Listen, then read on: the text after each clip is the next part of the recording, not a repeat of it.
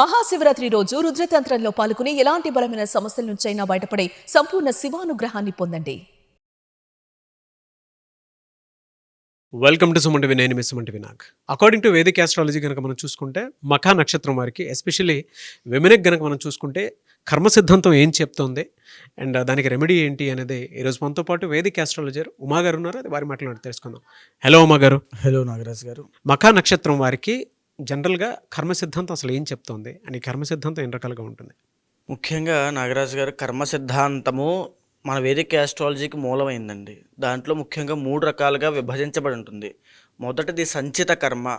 అంటే నేను అనే పదానికి అర్థం నా జీవాత్మ అని అర్థం. నా జీవాత్మ ఎప్పుడైతే ఆరంభమైందో అక్కడి నుంచి ఎన్ని జన్మలు నేను ఎత్తానో అన్ని జన్మల్లో నేను ఏవైతే కార్యాలు, పుణ్యకార్యాలైనా పాపకార్యాలైనా నేను చేసి ఉన్నానో దాన్ని కర్మ అంటారు. అక్కడి నుంచి వెంట పెట్టుకుని వచ్చి ఇప్పుడు ఈ నిమిషం వరకు మనకు ఉన్నటువంటి కర్మనే సంచిత కర్మ అంటారు. ఉదాహరణకి వేదిక ఆస్ట్రాలజీలో కాలసర్పదోషము అని ఉంటుంది. కాలసర్పదోషం చూసినప్పుడు అమ్మాయి కాలసర్పదోషం కేవలం మీకు మాత్రమే వచ్చింది కాదు, మీ వంశపారంపర్యంగా వచ్చింది అని మనం చెప్తాం. అంటే మనం చేసినటువంటి కర్మనే కాకుండా వంశపారంపర్యంగా వచ్చినటువంటి కర్మ కానీ, అంటే వాళ్ళు చేసిన తప్పులకి కూడా మనం బాధ్యత వహించాల్సి వస్తుంది. వాళ్ళు చేసిన దానికి మేమెందుకు అనుభవించాలని అనుకుంటూ ఉంటారు చాలామంది. వాళ్ళు చేసింది మీరు అనుభవించేటువంటి యోగం ఉంది కాబట్టి వాళ్ళకి మీరు మనవళ్ళగానో ముని మనవళ్ళగానో జన్మిస్తూ ఉంటారు. అది కూడా కర్మనే. ఆ రకంగా పుట్టారు కాబట్టి ఖచ్చితంగా అనుభవించాల్సి వస్తుంది. దాన్ని సంచిత కర్మ అంటారు. అంటే ఇప్పుడు మనము ఈ రకమైనటువంటి జీవితాన్ని, ఈ రకమైన శరీరాన్ని, ఈ రకమైనటువంటి సౌకర్యవంతమైన జీవితాన్ని గడుపుతున్నామంటే కారణం సంచిత కర్మనే. అదేవిధంగా మీకు ఏదైనా ఇబ్బందులు వచ్చినా దానికి కారణం సంచిత కర్మనే. ఇక రెండవది ప్రారబ్ధ కర్మ అండి. ప్రారబ్ధ కర్మ అంటే ఇప్పుడు ఈ క్షణము మనము మన శరీరంతో కలిపి మనం చేసేటువంటి కర్మ. ఇప్పుడు నేను ఒక 4 మాటలు మాట్లాడుతున్నాను, ఇది నా స్పృహతోనే నేను మాట్లాడుతున్నాను, నా ఇష్టపూర్వకంగానే నేను మాట్లాడుతున్నాను. లేదు ఇలా వెళ్ళి ఎవరినో కత్తిచ్చుకుని పొడిచాను అనుకోండి, నా స్పృహలోనే నేను పొడుస్తాను, నా చేతులతోనే నేను పొడుస్తాను. అంటే ఒక పక్క నేను మంచి చెప్పినా అది నా చేతుల్లో ఉంది, చెడు చూసినా అది నా చేతుల్లో ఉంది. మంచి చేస్తామా చెడు చేస్తామా అనేది మన చేతుల్లో ఉంటుంది. అదే ప్రారబ్ధ కర్మ. ఇది మన జీవితాన్ని డిసైడ్ చేస్తుంది, మన ఆచార వ్యవహారాలను డిసైడ్ చేస్తుంది. ఇక మూడవది ఆగామి కర్మ. ఇప్పుడు ఏదైతే మనం చేస్తామో, ఉదాహరణకి మనం ఏం చేసినప్పటికీ కూడా దానికి రాబోయే రోజుల్లో మన ఫలితాన్ని అనుభవించాల్సి వస్తుంది. ఇప్పుడు ఎవరు చూడట్లేదు కదా, ఎవరు మాట్లాడట్లేదు కదా అని చెప్పి నేను ఒక దొంగతనం చేసినా, ఎవరినో మోసం చేసినా, లేకపోతే ఎవరినో ఇబ్బంది పెట్టి నేను ఏదో డబ్బులు లాక్కున్నా సరే అవి రాబోయే రోజుల్లో ఖచ్చితంగా నేను ఇప్పుడు మోసం చేస్తే అప్పుడు మోసపడతాను, ఇప్పుడు అబద్ధం ఆడితే అప్పుడు అబద్ధం వల్ల నేను మోసపోతాను, ఇప్పుడు నేను ఎవరినైనా కొట్టాలనుకుంటే అప్పుడు నేను కూడా అలాగే కొట్టించబడతాను. ప్రతిదీ కూడా రిఫ్లెక్షన్ ఉంటుంది. ఆ రిఫ్లెక్షన్ ఇచ్చేటువంటి సమయాన్నే ఆగామి కర్మ, దీన్నే ఆగామి కర్మ అంటారు. అంటే ఇప్పుడు మనం చేసిన దానికి రాబోయే రోజుల్లో ఎఫెక్ట్ ఖచ్చితంగా అనుభవిస్తాం. అది పుణ్యమైనా పాపమైనా ఖచ్చితంగా ఎవరిది వాళ్ళు అనుభవించి తీరాల్సిందే. ఈ 3 కర్మలు మనిషి జీవితాన్ని నడిపిస్తూ ఉంటాయి. వేదిక ఆస్ట్రాలజీకి మూలమైనటువంటిది, అత్యంత ముఖ్యమైనటువంటి కర్మలు ఇవన్నీ కూడా. ఇది ఈ 3 కర్మలకి సంబంధించింది నాగరాజ్ గారు. ఎస్పెషల్లీ విమెన్కి మఖా నక్షత్రం వారికి ఎలా ఉంటుందండి అసలు?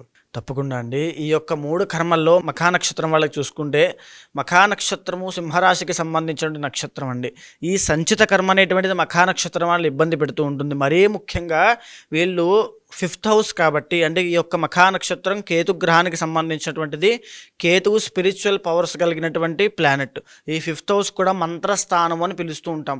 ఎప్పుడైతే ఈ కాంబినేషన్ ఉంటుందో ఈ మఖా నక్షత్రం వాళ్ళు కాస్మిక్గా, స్పిరిచువల్గా వీళ్ళు ఎంతో ముందుకుంటారు. స్పిరిచువల్ కనెక్టివిటీ అనేటువంటి చాలా బాగుంటుంది. వీళ్ళు ఏదైనా ఒక దేవతారాధన చేస్తే వెంటనే సిద్ధించడము, ఆ మంత్ర సాధనలు సిద్ధించడం లాంటివి ఎన్నో జరుగుతాయి. వీళ్ళు ఒక స్పిరిచువల్ పర్సన్స్గా. అండ్ కేతువు కూడా ఎప్పుడు కూడా అవుట్ ఆఫ్ ది బాక్స్ అండి. నార్మల్గా లౌకిక ప్రపంచంతో సంబంధం లేనటువంటి ఒక సన్యాసి, ఒక యోగి, ఒక సిద్ధులు ఇలా ఎలా అయితే ఆలోచిస్తూ ఉంటారో ఆ రకమైన ఆలోచనలు వీళ్ళకి వృద్ధాప్యం దగ్గరికి వచ్చే కొద్దీ కేతు యొక్క దశ అంతర్దశల్లో కేతు మూలాన వాళ్ళకు వస్తాయి. అంటే వాళ్ళ యొక్క థింకింగ్ అనేది, వాళ్ళ థాట్ ప్రాసెస్ అనేది అంత హ్యూజ్గా పెద్దగా అటు సైడ్ ఉంటుంది, అవుట్ ఆఫ్ ది బాక్స్ అనేది చెప్పొచ్చు. దీంతో పాటుగా మఖా నక్షత్రం సింహరాశికి సంబంధించింది. The original 5th house and 12వ స్థానం చంద్రుడు లీడ్ చేస్తుంటాడు కాబట్టి మనసు ఒక చోట ఉండదు. చంద్రమో మనసో జాతః అంటారు. అంటే మానసిక పరిస్థితి, అంటే ఎప్పుడు కూడా ఉరుకుల పరుగుల జీవితంలాగా 12వ స్థానంలో చంద్రుడు ఉదయం ఒకటి సాయంత్రం ఒకటి ఏదో ఒక ఆలోచన అలజడి రేగుతూనే ఉంటుంది. దీంతో పాటుగా విపరీతమైన డబ్బులు ఖర్చు అవ్వడం, రూపాయి కూడా నిలబడకపోవడం. అంటే పేరు మాత్రం, ఎందుకంటే 5th house lead by sun కాబట్టి, రవి కాబట్టి అంత రాయల్గా, అంత రిచ్గా, అంత గొప్పగా ఉన్నప్పటికీ కూడా చంద్రుడు బాలేదు కాబట్టి లోపల ఉండేటువంటివి మాత్రం చాలా ఇబ్బందులు ఉంటాయి. సో ఆ రకంగా మఖా నక్షత్రం వాళ్ళు చాలా ఎక్కువ శాతం ఉంటారు. ఇంటర్నల్ జాతకంలో కనుక చంద్రబలం లేకపోతే చాలా ఇబ్బందులు వస్తాయి. దీంతో పాటుగా the original 6th and 7th lord Shani కాబట్టి వెన్నుపూసకు సంబంధించిన ఇబ్బందుల విషయంలో శని ఇబ్బంది పెడతాడు మఖా నక్షత్రం వాళ్ళని. దీంతో పాటుగా మ్యారీడ్ లైఫ్ అండి, ఎప్పుడైతే కుంభ శని దుర్లభ అంటారు. మఖా నక్షత్ర స్త్రీలకైనా, ఎస్పెషల్లీ మఖా నక్షత్ర స్త్రీలకి 7th lord ruled by Saturn కాబట్టి పెళ్ళైన తర్వాత సమస్యలు వచ్చే అవకాశం ఉంటుంది. ఏదైనా మూడో వ్యక్తి ఇన్ఫ్లుయెన్స్ అవ్వడము, దానివల్ల ఒక నెగిటివ్ పోర్ట్రే అటువంటి జరగడం లాంటివి ఈ 6th and 7th lord Shani కాబట్టి వాటి వల్ల వస్తాయి. సో శని కర్మకారకుడు కాబట్టి ఖచ్చితంగా ఆ మ్యారీడ్ లైఫ్లోనూ, ఆ రిలేషన్షిప్లోనూ ఇబ్బంది పడడం లాంటివి ఎన్నో జరిగే అవకాశాలు ఉంటాయి. దీంతో పాటుగా 6th హౌస్ రూల్డ్ బై శని కాబట్టి ఖచ్చితంగా లీగల్ ఇష్యూస్ అండి. అంటే 6th హౌస్లో ఎప్పుడైతే శని కారకుడు అవుతాడో గవర్నమెంట్ పరమైనటువంటి పెనాల్టీస్ కానీ, ట్యాక్సెస్ కానీ, ఫైన్స్ కానీ, పోలీస్ స్టేషన్ కానీ, కోర్టు కానీ, వీటికి సంబంధించిన ఇష్యూస్లో ఇరుక్కునే ప్రమేయం లేకుండా, వాళ్ళ తప్పు లేకుండా ఇరుక్కునే అవకాశాలు శని బాగాలేకపోతే చాలా ఎక్కువగా ఉంటాయి. వాటి విషయంలో కూడా చాలా కేర్ఫుల్గా ఉండాలి. అయితే ఇంకా మఖా నక్షత్రం వాళ్ళకి చూసుకుంటే 3rd and 10th లార్డ్ శుక్రుడు కాబట్టి ఎక్కువ శాతం వీళ్ళు ఉద్యోగం కన్నా ఇండిపెండెంట్గా వాళ్ళు బ్రతకగలిగి వాళ్ళ క్రియేటివ్ స్కిల్స్ మీద ఆధారపడి ఉంటాయి. బికాజ్ శుక్రుడు వెరీ క్రియేటివ్ కాబట్టి ఫిల్మ్ యాక్ట్రెస్లో కానీ, యాక్ట్రెసెస్లో కానీ, మోడలింగ్ తర్వాత ఈ యొక్క ఫీల్డ్స్లో వీళ్ళకి చాలా అద్భుతంగా రాణిస్తారు. అయితే మరీ ముఖ్యంగా మనం మాట్లాడుకునేటువంటిది కర్మ కాబట్టి ఈ సంచిత కర్మ వల్ల వాళ్ళు చేసేటువంటి పనుల్లో రాణింపు లేకపోవడం లాంటిది ఎన్నో జరుగుతుంది. రాబోయే రోజుల్లో మార్చ్ 28, 29, 30వ తారీఖుల్లో షష్టగ్రహ కూటమి వీళ్ళకి మీనంలో 8వ స్థానంలో పడుతోంది. 8వ స్థానము అంటే సడన్ చేంజెస్ అండి. జీవితంలో ఒక్కసారిగా ఎన్నో మార్పులు రావడానికి ఆస్కారము ఈ మార్చ్ 28, 29, 30 ఈ సమయంలో ఎక్కువ శాతం ఉంటుంది. దీని తర్వాత మార్చి 30వ తారీఖు తర్వాత వీళ్ళకి అష్టమ శని అనేటువంటిది ప్రారంభం కాబోతోంది. అష్టమ శని వచ్చిన తర్వాత జీవితంలో వాహన ప్రమాదాలు అయ్యేటువంటి గండం ఉంటుంది. తర్వాత ఆర్థికపరమైన చిక్కుల్లో ఇరుక్కునే అవకాశం ఉంటుంది. మానసికంగా చాలా కృంగిపోవడం అనేటువంటి జరిగే అవకాశాలు ఈ 3 కూడా చాలా ఎక్కువగా ఉంటాయి.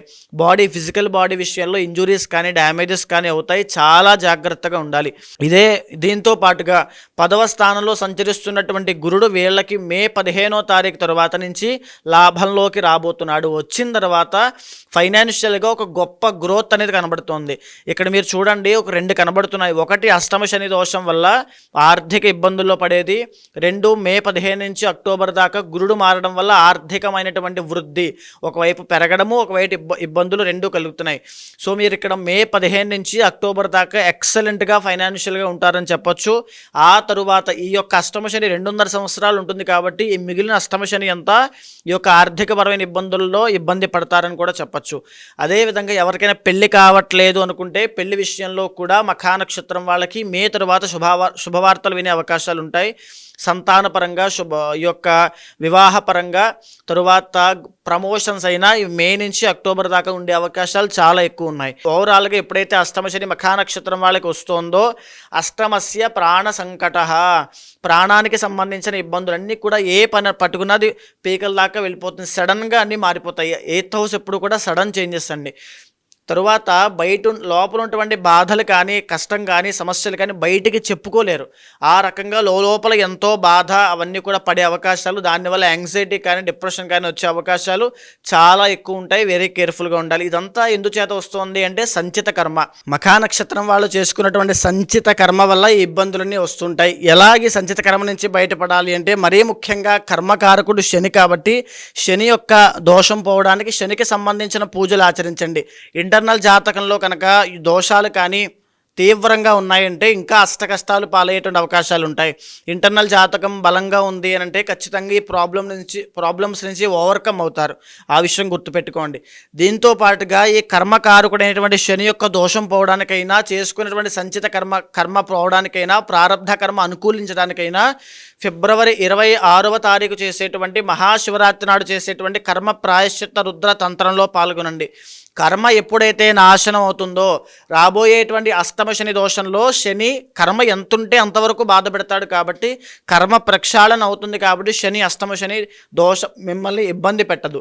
కాబట్టి అష్టమ శని దోషం పోవడానికైనా ఇంటర్నల్ జాతకంలో దోషాలు, నక్షత్ర దోషము, పితృశాపము, తర్వాత కాలసర్ప దోషము, కుజ దోషము, కలత్ర దోషాలు, మాంగళ్య దోషాలు ఇవేమున్నా సరే కర్మ ప్రాయశ్చిత్త రుద్ర తంత్రంలో వచ్చి పాల్గొనండి. మహాశివరాత్రి నాడు అవన్నీ కూడా ప్రక్షాళన అవుతాయి. తప్పకుండా ఆ ఆపదల నుంచి, ఆ సమస్యల నుంచి, ఆ కష్టాల నుంచి బయటపడతారు. జనరల్గా అంటే వీరికి ఏ రోజు ఏ వారంలో గనక ఏదైనా మంచి శుభకార్యాలు చేసుకోవాలనుకున్నా, లేదంటే రెమెడీ కోసం అయినా సరే ఏదైనా మంచి చేసుకోవాలి అనుకుంటే ఏ రోజు బాగుంటుంది? బుధవారం అండి. బుధవారము అద్భుతంగా వీళ్ళకి యోగిస్తుంది. వినాయకుడి యొక్క ఆరాధన చేస్తే అత్యద్భుతమైనటువంటి మార్పులు వీళ్ళు చూస్తారు. అయితే కర్మ సిద్ధాంతం ప్రకారం కనుక మనం చూసుకుంటే వారు అనుభవిస్తున్నటువంటి కర్మలు ఏవైతే ఉంటాయో వాటి నుంచి ఒక్కొక్క రిలీఫ్ కోసం అయినా సరే ఎలానంటే జనరల్గా అడుగుతూ ఉన్నాను, ఎలాంటి రెమెడీ పాటిస్తే బాగుంటుంది అంటారు? మేజర్గా నాగరాజు గారు, మనము ఏ కర్మతో బాధపడుతున్నా అది కర్మనే, అది కష్టమే. ఖచ్చితంగా చాలామంది ఇప్పుడు మనం చూసిన వాళ్ళు చాలామంది యాక్యురేట్గా చెప్తున్నారండి అంటున్నారు. మన అపాయింట్మెంట్ తీసుకుని జాతకం చెప్పించుకుంటున్నారు. కానీ జాతకం ద్వారా మనకు తెలుస్తుంది ఏ ఏ సమస్యలు ఉన్నాయి, ఎప్పటి వరకు ఉంటాయి, మనం దానికి ప్రికాషన్ తీసుకోవాలని. దానికి సంబంధించిన పూజలు ఖచ్చితంగా ఆచరించడం వల్ల మాత్రమే ఆ కర్మ అనేటువంటిది నాశనం అవుతుంది. ఆ కారణం వల్లనే ఈ మహాశివరాత్రి పర్వదినాన్ని పురస్కరించుకుని కర్మ ప్రాయశ్చిత్త రుద్రతంత్రము అనేటువంటి కార్యక్రమాన్ని ఏర్పాటు చేయడం జరిగింది. ఆ రుద్రా నక్షత్రం వాళ్ళైనా, లేకపోతే ఏ నక్షత్రం వాళ్ళైనా, ఏ రాశి వాళ్ళైనా సరే ఈ యొక్క కార్యక్రమంలో పాల్గొనండి. ఎందుకు అని అంటే మనం ఎన్నో జన్మల నుంచి మనం చేసుకున్నటువంటి కార్యములు అంటే కర్మలు మనల్ని వెంటాడుతూ ఉంటాయి, పాపకర్మలు. అది ఏ నిమిషాన మనకి ఎలా ఉంటుందో మనం చెప్పలేము. అపమృత్యు గండాలు రావచ్చు, లేకపోతే మ్యారీడ్ లైఫ్లో ఇబ్బందులు రావచ్చు, మిస్క్యారీ అవ్వడం లాంటి సంతాన సమస్యలు రావచ్చు, సడన్ చేంజెస్ రావచ్చు జీవితంలో. ఇవన్నీ కూడా జాతకంలో కర్మ వల్లే సంభవిస్తూ ఉంటాయి. ఆ కర్మని నాశనం చేసుకోవడం తప్పకుండా చాలా అవసరం అండి. అది ఓన్లీ మహాశివరాత్రి నాడు మాత్రమే సాధ్యం అవుతుంది. త్రిదళం త్రిగుణాకారం త్రినేత్రం చత్రయాయుధం త్రిజన్మ పాప సంహారం ఏకబిల్వం శివార్పణం. ఒక్క ఏకబిల్వాన్ని మనం సమర్పించడం వల్ల త్రిజన్మ పాప సంహారం, 3 జన్మల పాపం పోతుంది. కానీ ఆ రోజు మనం చేసేటువంటి కార్యక్రమంలో ఎన్నో విశేషమైనటువంటి శివకార్యములు చేస్తున్నాం. వాటి వల్ల ఎంతటి కర్మ నాశనం అవుతుందో ఆలోచించండి. ఏవైనా కోరికలు, ఏవైనా బలమైన సమస్యలు ఏమున్నా సరే మీరు కాకపోయినా, మీరు రాలేకపోయినా తప్పకుండా 10 మంది భక్తులను తయారు చేయండి.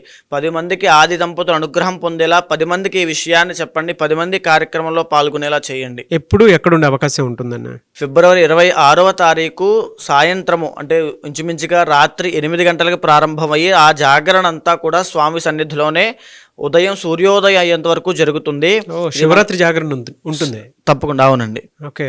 రాత్రంతా జాగరణలోనే ఈ యొక్క స్వామి లింగోద్భవ కాల పూజలు అంటారు. లింగోద్భవ కాల స్వామి ఏదైతే సమయంలో ఆవిర్భవించారో ఆ సమయంలో మాత్రమే ఇది చేయాలి. సో మనం చేసేటువంటి కార్యక్రమము హైదరాబాద్ శ్రీనగర్ కాలనీ సత్యసాయి సేవా నిగమాగమం అనేటువంటి ప్రదేశంలో జరుగుతోంది.